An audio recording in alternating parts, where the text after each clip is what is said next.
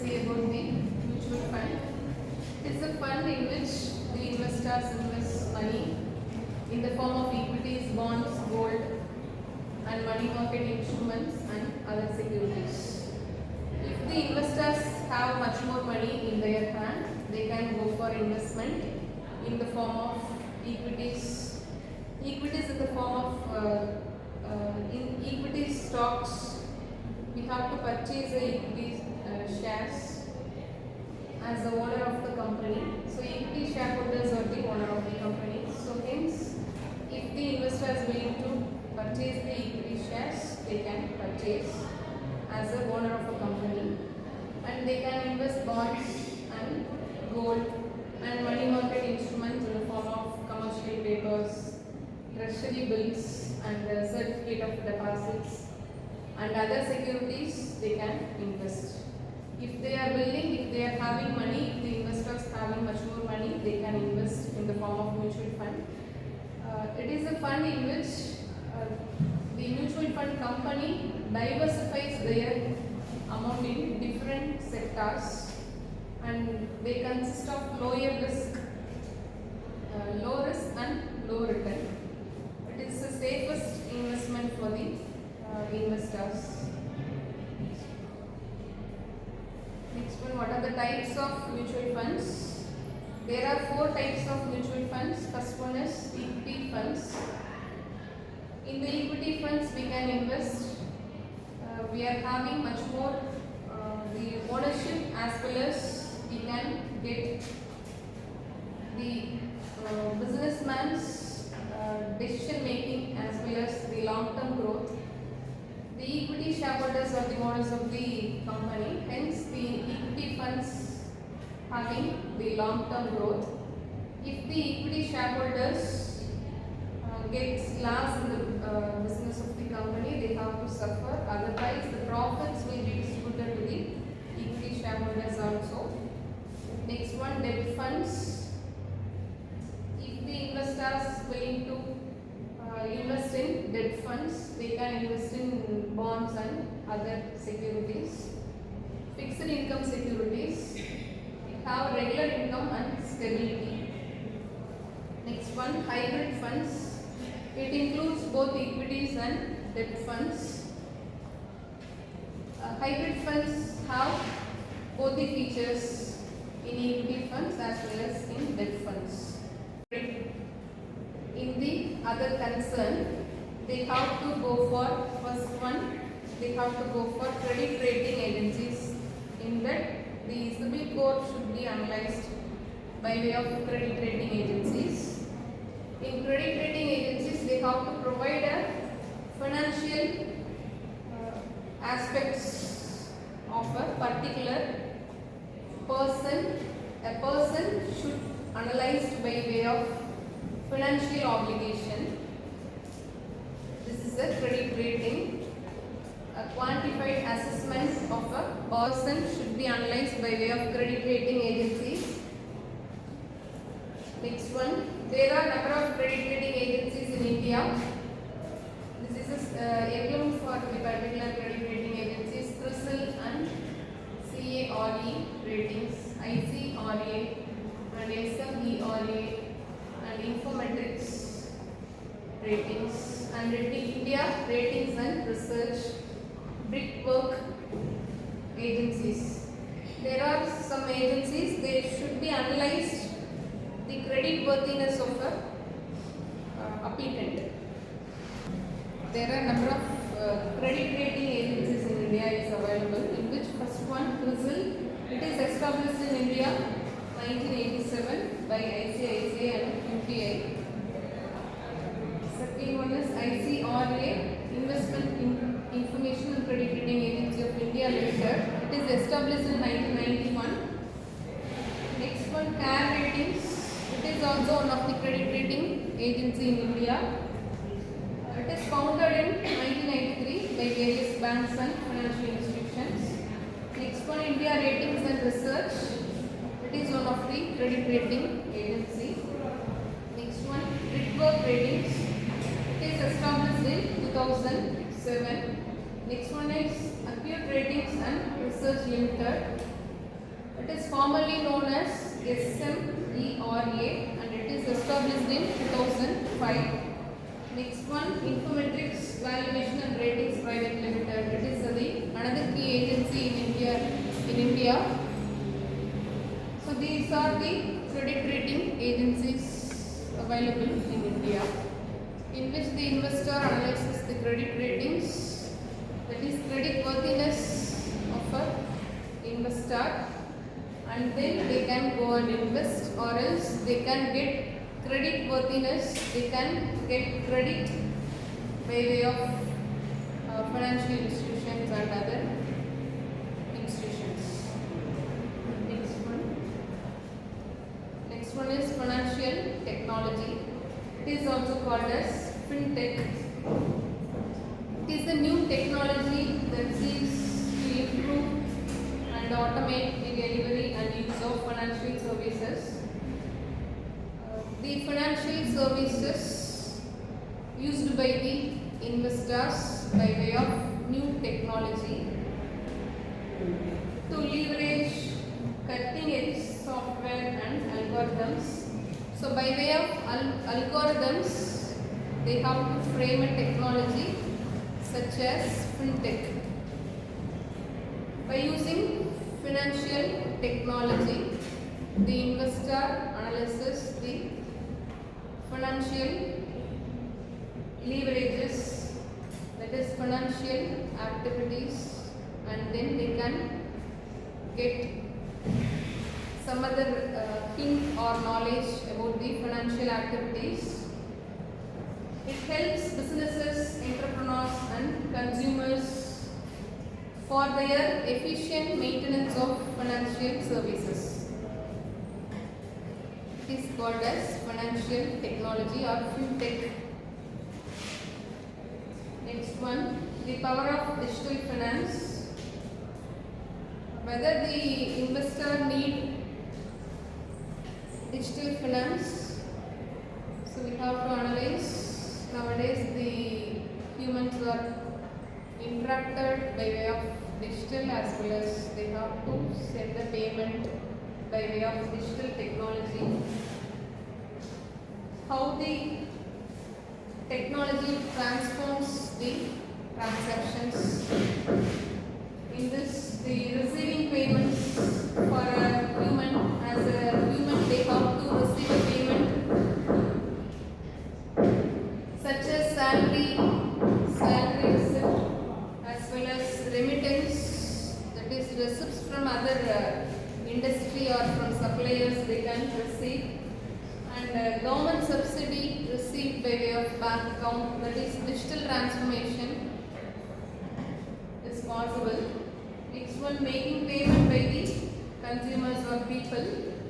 So as a public we have to use, as an individual we have to use for payment the digital technology for payment, such as utility bill in the form of electronic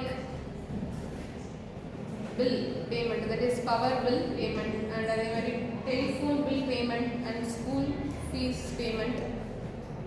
Next one, convenience stores in the form of we have to purchase a product by way of Flipkart, Amazon, like that.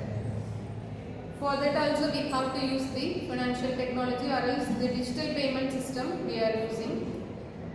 So in which ways the human gets a payment as well as remittance receipt by way of human is possible by way of digital technology. Next one, digital financial services. In some of the ways a human or a people should use digital financial services nowadays. Whether the educational people who are having knowledge of education, or else they have to use the digital payment services nowadays. First one is internet banking. So we have to use the internet. Without internet we cannot transfer the payment as well as receive the payment. Next one, e-wallets. So we have to store some the amount in Google Pay, or some other Petro card is also available for petroleum products, and we have to use phone pay, and some of the applications we have to use to transfer the money. In this we can store some of the amount in e-wallets. Next, third one, online lending. Whether this is in a practical way or not, we have to analyze that. So online lending means the lending companies should use the digital forms, digital way. They have to lend the particular amount to the needy people, but it is not practical such a days. So we have to go for a financial company, that is the money lender, and we have to reach the money lender and we have to get the payment. If we have to surrender the particular documents, and then the particular credit lending companies, they have to provide the credit to the needy people. But no such way is possible nowadays. Some of the companies, they have lent the money without evidence, or else in this it is questionable also. Next one, mobile banking. Nowadays without mobile no human is survived, so that mobile banking is used by way of using some of the applications we have to use.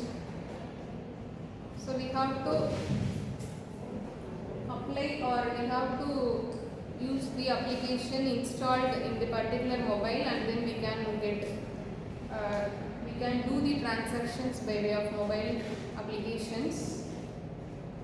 By using mobile applications, we can get the amount and we can pay the amount. That is called mobile banking. Next one, cryptocurrencies. It is digital formed currencies. We cannot get the hard copy of the currency. We can get the digital copy of the currency and get transaction.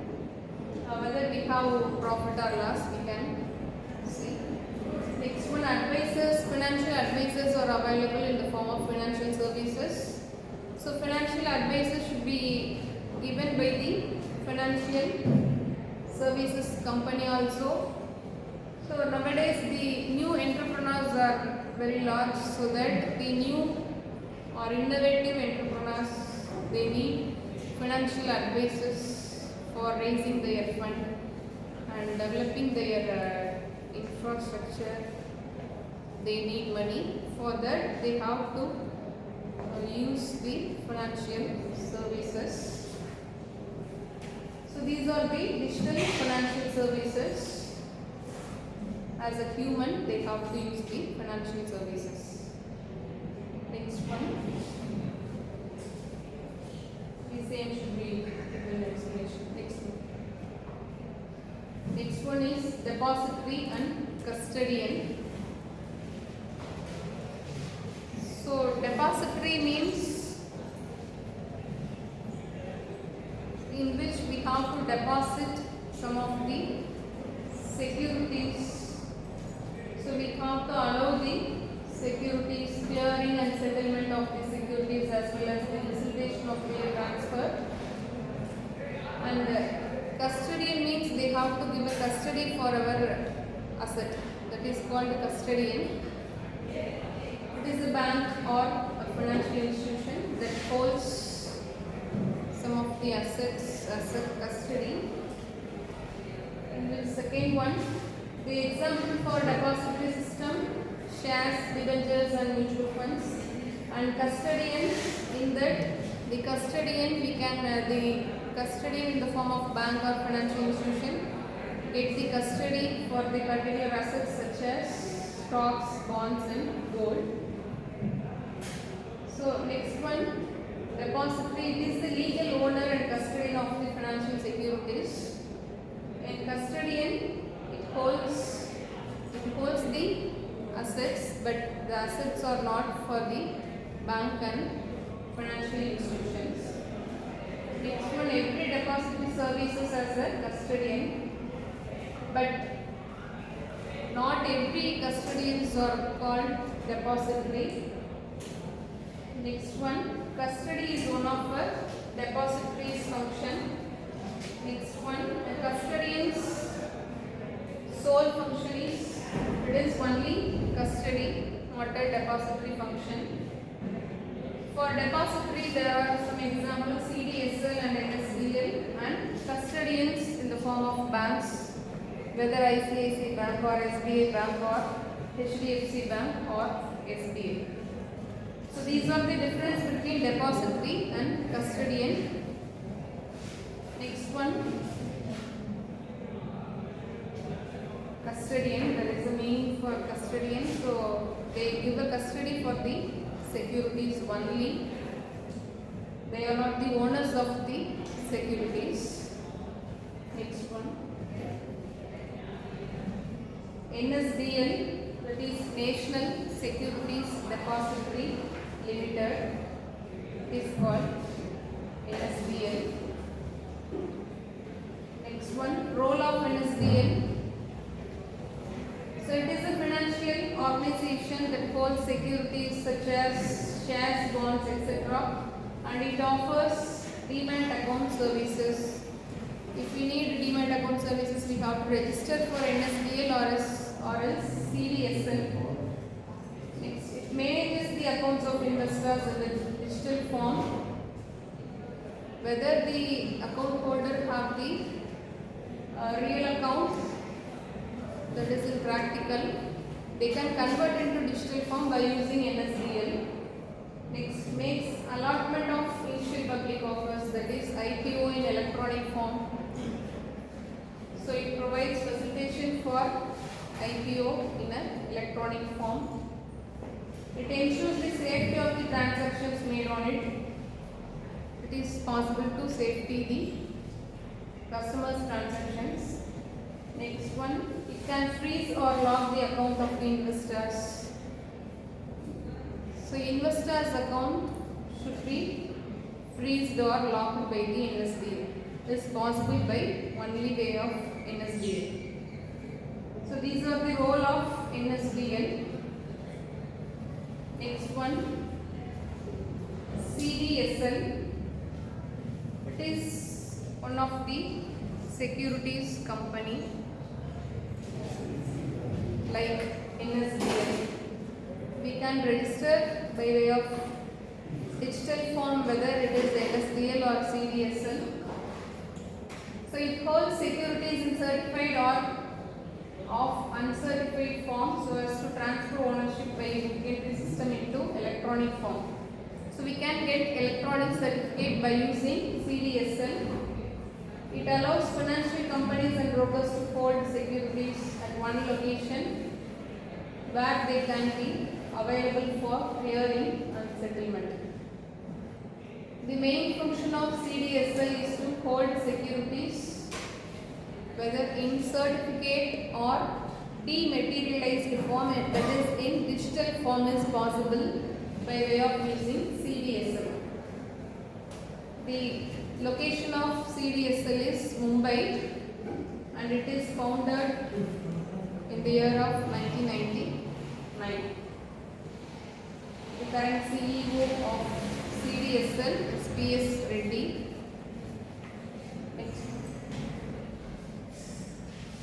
Role and functions of CDSL. So the main function of CDSL is to, first one, the opening a demat account. So whether the investor should open a demat account first, after that they can go and invest their money into securities is possible. Next one, dematerialization, that is physical certificates can be converted in electronic form by way of using CDSL. That is a dematerialized form. Next one, trading and investment and settlement. So settlement by way of CDSL is possible. Next one, corporate actions. CDSL manages corporate actions such as dividend receipt and interest payments and and other financial activities. Next one, account management. So investors receive regular statements and can monitor their holdings and transactions through their account. So these are the role and functions of CDSL. Next one, there are difference between CDSL and NSDL. So in which first one, ownership. So CDSL promoted by BSE, that is Bombay Stock Exchange. Next one, NSDL is promoted by NSE, that is National Stock Exchange. If we have to invest in BSE securities, we can go and register CDSL, and then that is NSE Nifty based companies. We have to invest, we have to open account in NSDL. For that, the basic account, demat account should be opened. Next one, market share. So retail investors should invest in CDSL. Next, NSDL, institutional investors should invest by way of NSDL. Next, account opening. It is by way of through DPs. Next one, the same process will be followed in the NSDL also. Next one, services offered. So the same function should be offered by CDSL and NSDL, that is dematerialization of physical certificates into digital form. Next one, advantages. In CDSL, retail investor focused, and NSDL, institutional investor focused. Next, disadvantages. Limited institutional appeal. So in which the retail investors should only focus, so that there is a disadvantage. Next column, that is NSDL, potential complexity for retail investors, in which the only institutional investors only focused. Next, regulatory oversight. CDSL regulated by SEBI and NSDL also regulated by SEBI. So these are the difference between CDSL and NSDL. Next one, financial inclusion and Pradhan Mantri schemes. So it is a scheme in which the financial inclusion is possible for the businessman. So it is a policy, it is initiated by India. Now there is a 10th anniversary, that is it is launched in 2014, August 2014. So now there is a 11th anniversary is over, I think so. Next one, it is possible to serve, that is unserved population of the country, to unlock its growth potential. This is the main objective of the policy or scheme. For every Indian, it ensures access to financial services is possible by way of this account. It is controlled by Ministry of Finance of India. The main mission of the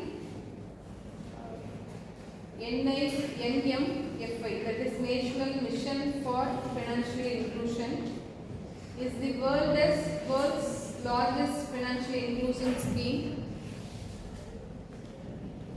Whether the individual should have the separate savings account. By using this scheme, they have to open a separate savings account to transact their financial dealings. Next one. Next one.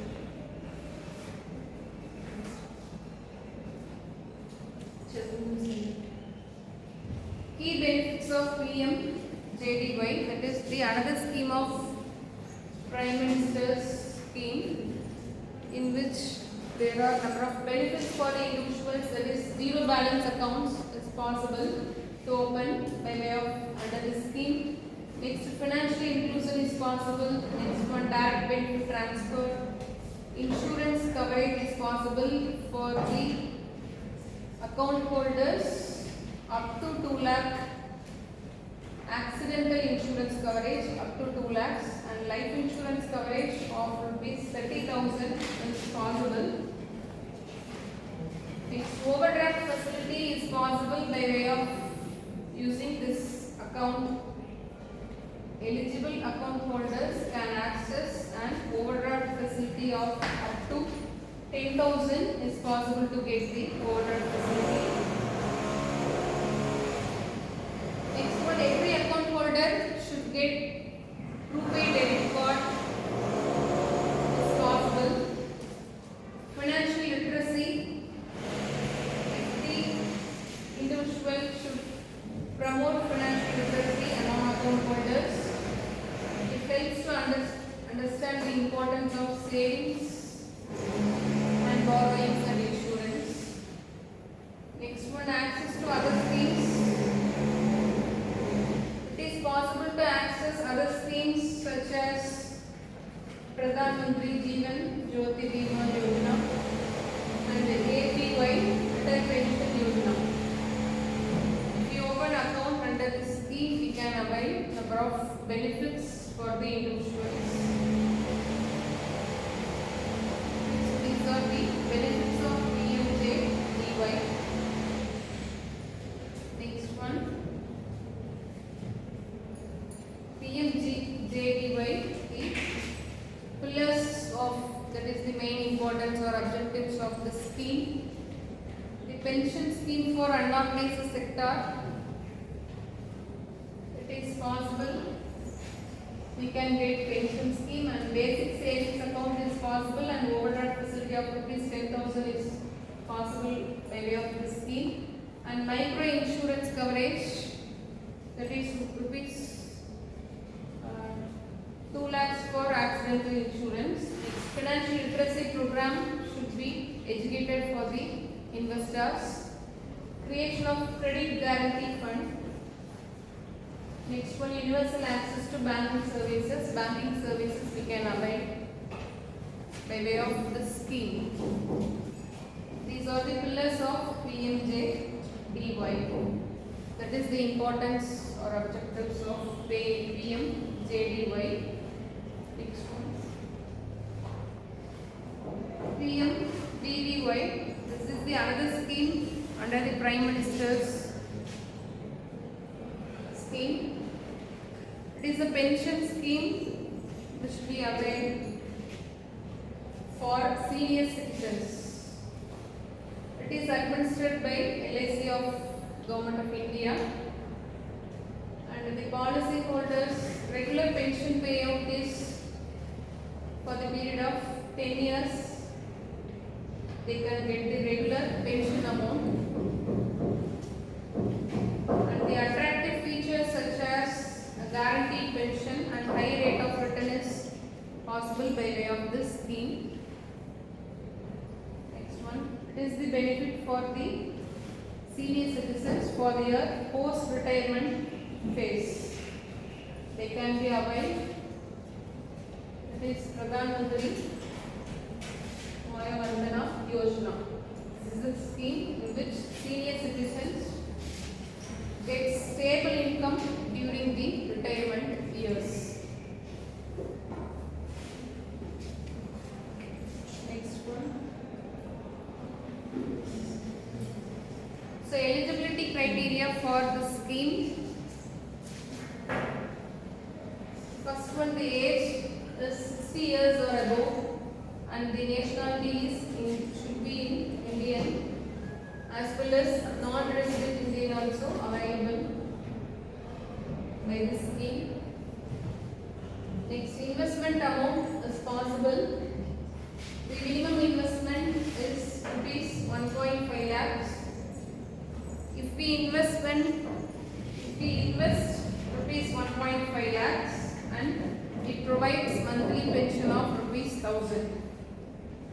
if the senior citizen need rupees 10,000 as a pension, they have to invest the maximum amount of rupees 50 lakhs. So these are the eligibility criteria for the PMVVY scheme. Next one. Next one, what is the procedure or how to enroll this scheme? First one, we have to visit the LIC branch, nearest branch we have to visit and then collect the application, and we have to fill the necessary information, that is details in the form of personal information, investment amount and choice of pension frequency, pension payout frequency. So whether the monthly pension is needed or yearly pension is needed, we have to give a preference.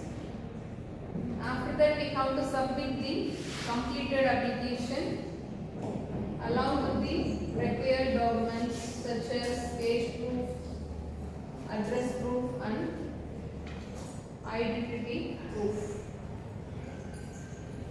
After that, we have to make a payment by way of cash or DD or online transfer.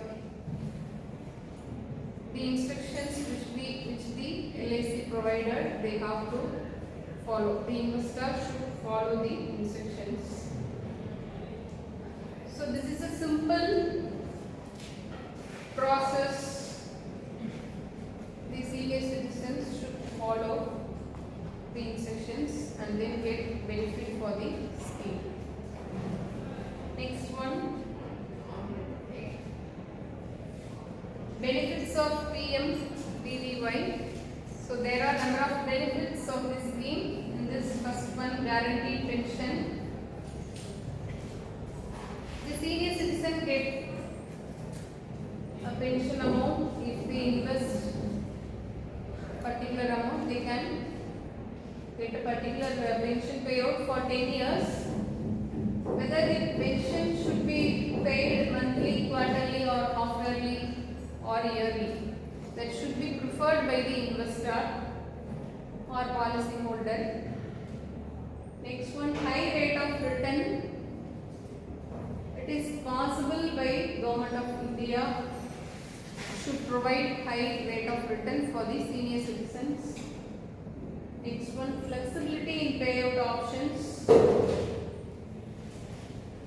The policy holder can choose the payment period, that is payout options, whether the monthly or quarterly or half yearly or yearly, that is possible by way of choosing the options. Next one, death benefit is possible to get the particular nominee or legal heirs. They can avail the death benefits. And loan facility is also available to policy holders after the completion of 3 policy years, and the particular after the 3 years they can avail loan up to 75% of loans purchase, that is policies purchase price. Next, tax benefits. The premium paid towards the scheme is eligible for deduction under 80C of Income Tax Act 1961. So pension received is taxable. So premium paid is eligible for deduction under Income Tax Act. Okay. So these are the benefits of PMVVY.